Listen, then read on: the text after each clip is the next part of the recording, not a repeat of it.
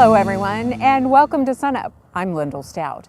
Most of Oklahoma's wheat crop is already sown, but some grain-only producers are still in the field. We caught up with our Extension small grain specialist David Marburger for some late planting perspective. Yep, so we're trying to get finished up. We're not too far behind normal, just a little bit, but for a lot of the grain-only wheat that needed to go in the ground in October, we were delayed by some of those rains that we had. So waiting on for the ground to dry out and then being able to plant and maybe getting another shot of rain and maybe forcing us to have to replant again. So let's just delay things a little bit. And getting into November here, it has dried out since kind of more mid-October here. We could actually use a shot of rain, but it has given us an opportunity to get the wheat planted. One of the biggest management adjustments we need to make when it comes to this late planted wheat is increasing our seeding rate. In mid-October, we can get maybe 2 to 3 tillers produced before we go into winter dormancy. As we delay planting, that window of opportunity for tiller development closes by the day. So in mid-November here, we may get 1 tiller to develop, potentially 2 if it happens to stay warm. So we can adjust for that, compensate for that by increasing the number of seeds that we put out there. And by mid-November and later here, we might have to up our seeding rate by almost 100%. So instead of, for example, 60-pound seeding rate, we might be having to put out 120 pounds to compensate for that, lest it's tiller development.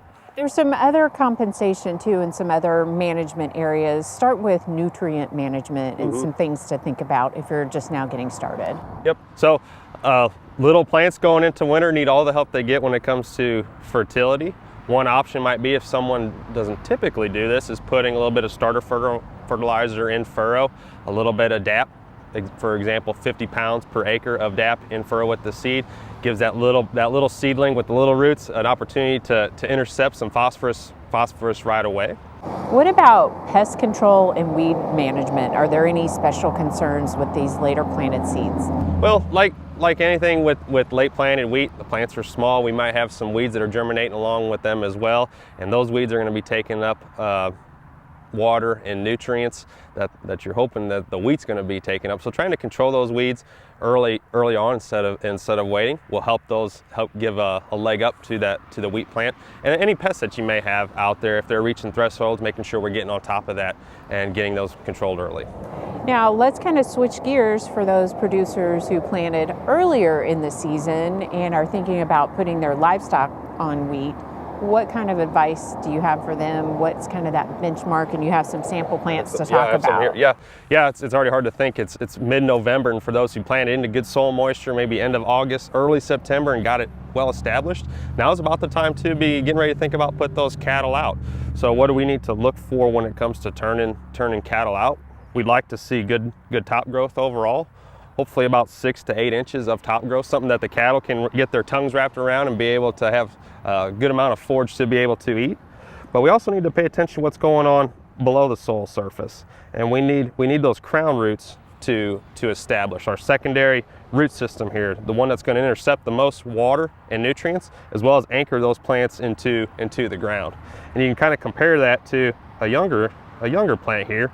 One, obviously, not a whole lot to eat here when it comes to forage, but we don't have that crown root system that has begun to develop yet. So if something came along and tried to eat this, it could pull this plant out. You actually see where the seed is still here, and the primary root system that develops out of the seed first, and then that secondary root system I mentioned, those crown roots, will actually begin to develop right here, and you can see actually one that's beginning to develop. So it's still got a long ways to go before this one could be grazed. But if we have plants that are more this caliber, we're about ready to turn those cattle out and have them start grazing.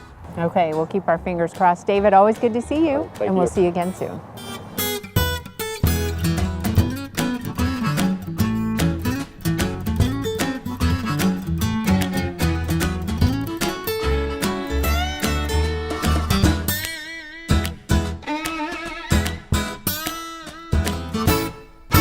We had a slight chance for rain on Tuesday and Wednesday of this week. That slight chance proved to be little to no chance of rain for most of us.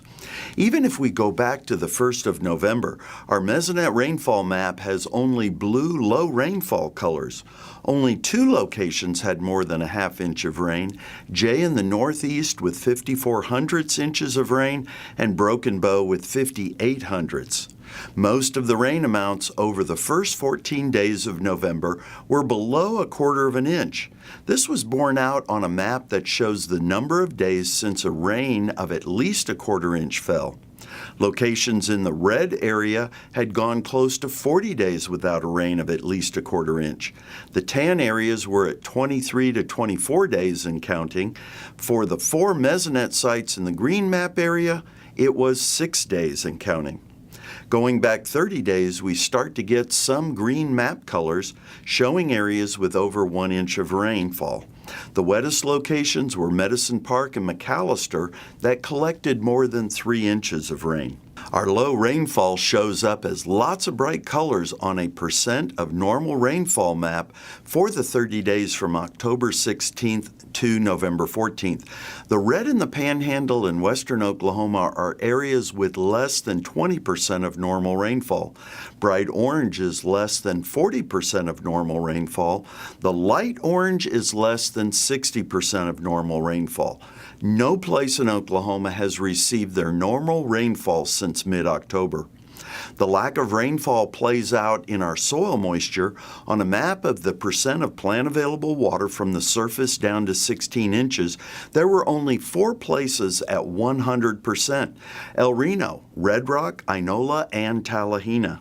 3 locations were under 30% of plant available water: Cherokee at 7%, Tishmingo at 17%, and Idabel at 28%. These 3 locations show up as the brown, dry, low fractional water index values at 10 inches. The good news were all the 1 values on this map. More dry areas pop up when we drill down to the 24-inch soil depth.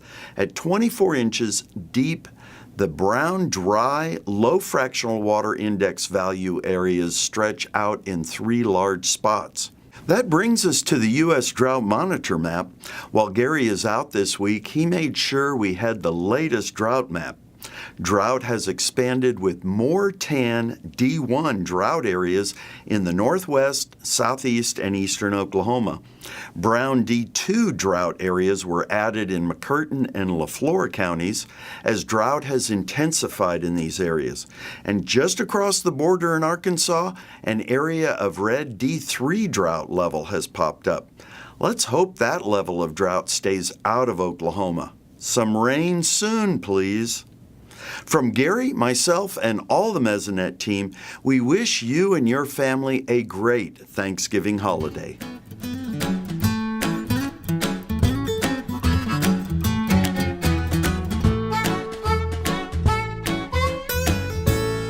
Wheat prices are slightly lower this week. Kim, give us an idea of what's going on with the markets. Well, one day this week the price dropped about 10 cents, and that always gets our attention, especially in a market where you don't have much volatility. Right now the market's just wallowing around in about a 20 to 30 cent sideways pattern. What we've got going on is the former Soviet Union countries in the northern hemisphere have finished the wheat harvest. We know how much wheat we got there. We've got the harvest going on in Argentina and Australia, and so we've still got Argentina's hard red winter wheat, Australia's hard white winter wheat coming on the market, and as long as you got new wheat coming on the market, it's going to pressure prices just a little bit. Now a question, when the KC contract moves from December to March, what do you think will happen to the basis and the cash price? Well, the basis is going to go down probably about 17 cents, and the reason we know it will go down 17 cents is because the March contract is 17 cents higher than the December contract. And remember that your cash price is equal to the futures price minus the basis, or plus the basis, whichever way you want to put that sign. To keep the cash price, say, at $3.30, if the futures price you roll to the next contract at 17 cents higher, you got to lower the basis 17 cents. So when that basis changes in the next couple of weeks, don't worry about it at all. Then what's the wheat price outlook? Well, if you look at the outlook, we've been wallering sideways. I see no reason to, get a big price increase. You look at that March contract, it's been trading between about $4.30 and $4.50, or it can get down to $4.20, but that 20-cent range, we're near that $4.30 level, so we could pick up 15 or 20 cents. On the other hand, if it breaks that $4.30, then we could go down 20 or 25 cents. So what's it going to do? I'd say, given the current price, it's going to be plus or minus about 20 cents. Given the situation, some producers are switching to other crops. In your opinion, is this a wise decision? For the most part it is. I think the producers got to take into consideration what's their soil, what will their soil produce. They got to look at their management expertise. They got to look at their equipment complement. Will what they have work, or do they have to make other investments or go to custom harvesting? I think they've got to put a good pencil to it, but for the most part I think it's a wise decision. Pencil to the paper, right? That's right. Okay, Kim, thanks a lot. We'll see you next week.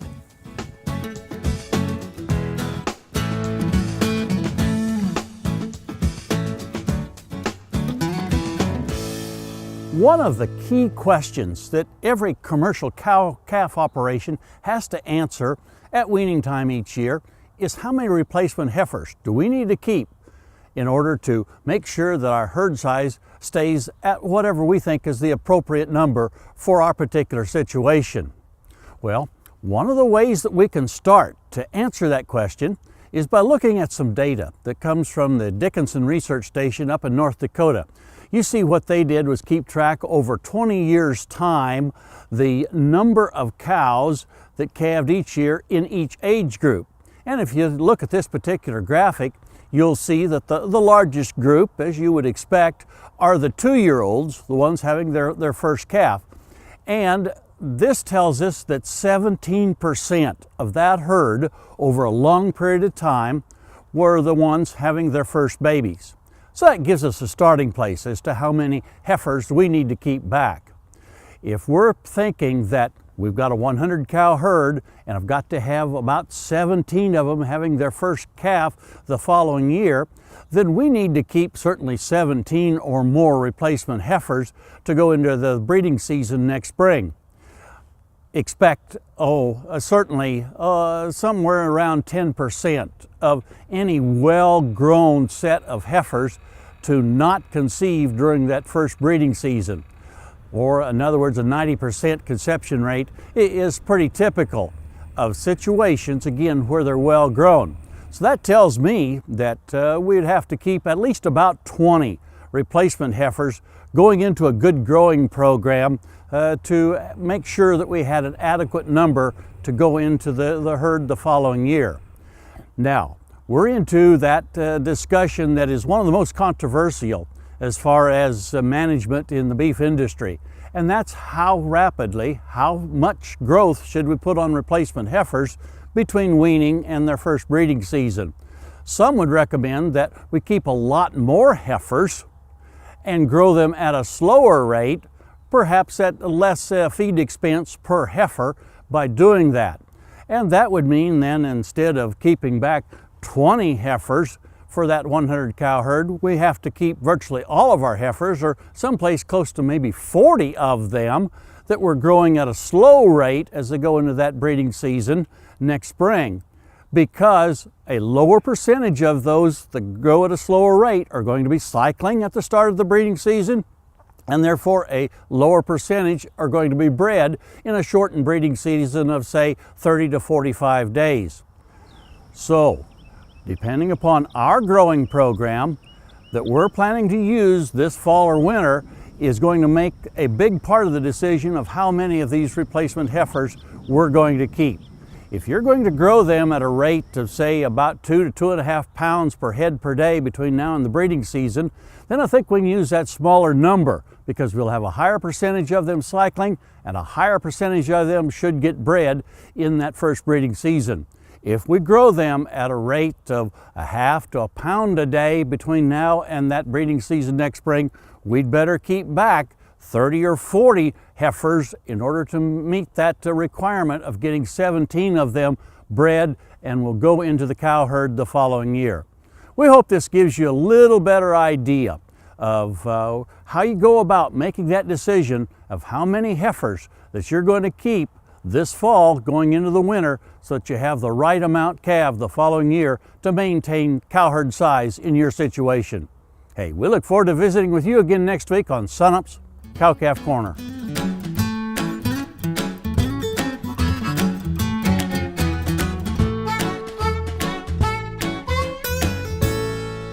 Several activities that people do expose them to germs. And what people may not be aware of, that animals can be a source of those organisms. Everyday activities that we do, such as going to fairs, petting zoos, or just going out in our backyard, will expose us to those organisms. If we look at the CDC around the world, about 60% of all diseases in humans are associated with animal pathogens. And we also know that about 75% of all emerging diseases are associated with animal pathogens.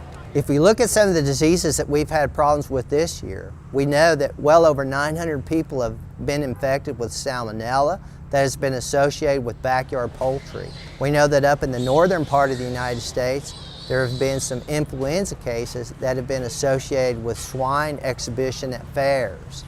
Now, ways that we can get infected with these organisms is actually having that direct contact with the animal. We either touch some type of body fluids such as saliva, urine, fecal material, or blood, which can infect us. But we can also have indirect contact. That means that we just are in a vicinity where the animals are. Maybe we touch a food bowl or a water trough, or maybe we're in a stock trailer where the organism could be. These pathogens can also be transferred by vectors such as insect. I think most of us are very familiar with West Nile virus being transmitted by mosquitoes. And the other common way that we get these organisms is foodborne. That means we either don't cook the food properly or we contaminate the food in the process of cooking it. Now, there are certain individuals that need to be more careful than others when they're around animals. Very young children under the age of 5 whose immune systems are not quite yet well developed need to be careful. The elderly need to be careful because their immune systems don't work as well as they once do. All these people need to be especially careful when they're around animals. If you'd like more information about zoonotic diseases, if you'll go to sunup@okstate.edu, we'll put some information in there for you.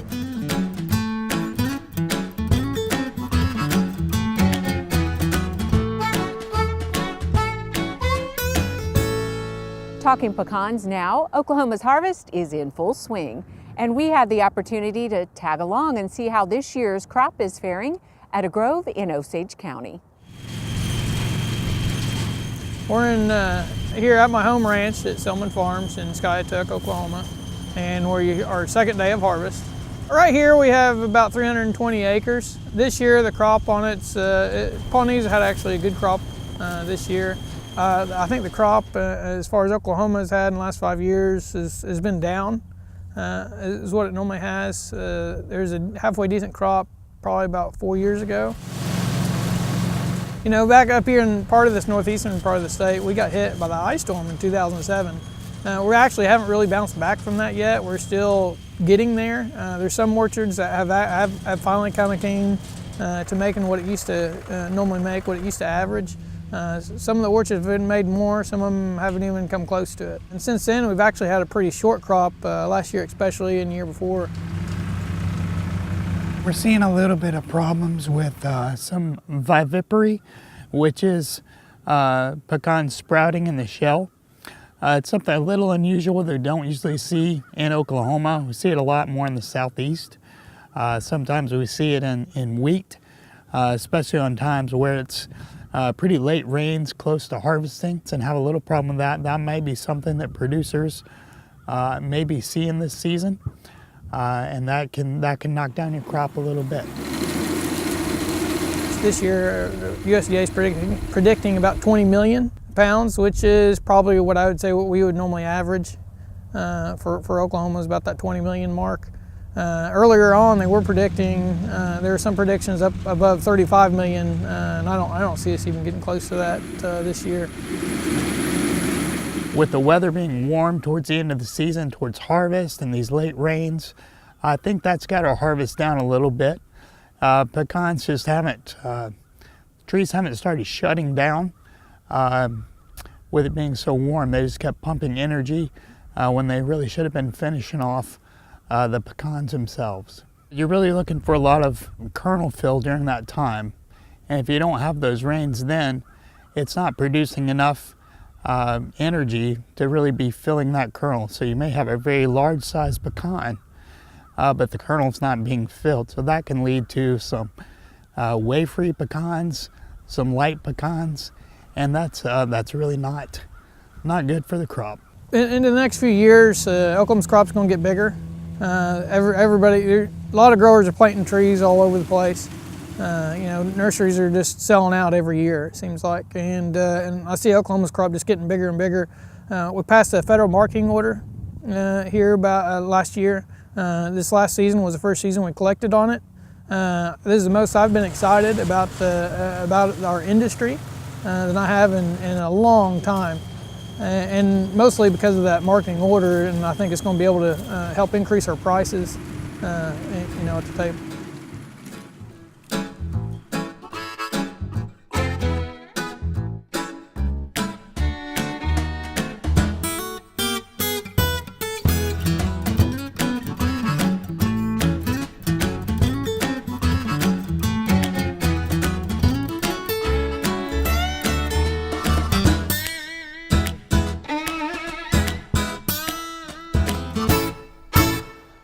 When people think of habitat management for white-tailed deer, they're often thinking about food resources, and they'll often neglect the cover needs of deer. Cover is important for several different reasons. They use it both to stay cool or warm in inclement weather, but a big reason they use cover is just for security, to stay hidden and to not feel pressured from predation, especially from the human presence that might be on a property.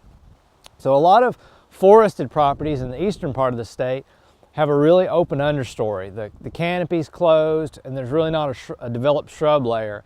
And in these forests, cover can often be very limited. And especially on smaller properties, this can have big implications on how many deer actually stay on your property. So if you're trying to keep more deer on the property, like during hunting season, you need to really think about cover and where it occurs across your property. If you don't have it, you can easily create it. The first thing you need to do is just to make forested openings, like the one behind me. We've went into an area that was mostly eastern red cedar, and we just simply cut them all down, allowed sunlight to come into that area, and we got an abundant amount of tall grasses that actually provide cover, particularly during the summer. And around the edge, we've fallen a lot of trees, and instead of piling those up and burning them, we've left those treetops, and those treetops actually serve as cover for white-tailed deer. So you can use herbicide or mechanical means to create these forested openings.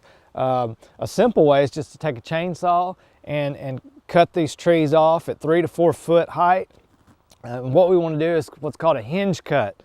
Now on this tree, I didn't do a hinge cut just to illustrate the difference. I actually took a notch out and then just cut the tree. And of course it breaks cleanly like we typically cut a tree, and then this falls off. So it does provide cover, but not as much as if we cut the tree on a hinge. So compare that last cut to this hinge cut where I did not take a notch out of the front side of the tree where it's going to fall. I just cut through the tree until it pivoted over. And so now the tree stays connected to this stem, and it's going to stay off the ground and provide a little bit more cover that deer can back into, especially with the cedar like this that has a lot of limbs and the needles, which will stay on here for a little while. It provides really good thermal cover for white-tailed deer and also helps them feel secure on the property. Now, we can also do this to trees that actually can provide not only cover but also food. This is an American elm, also hinged. And oftentimes when there's some of this cambium still left attached, this tree will stay alive for maybe a couple of years. And not only is it providing the cover now, but the deer will actually browse on the leaves that are now made available on this tree, and the tree will continue to put leaves out for some time, so it's also providing some food resources for white-tailed deer.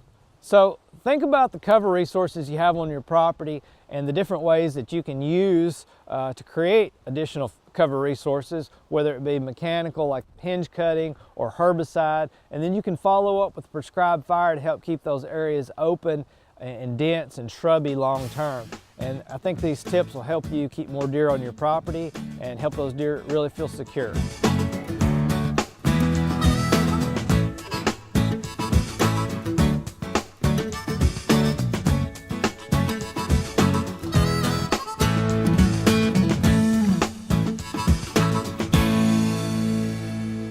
That'll do it for us this week. Remember, you can find us anytime on our website and also follow us on YouTube and social media.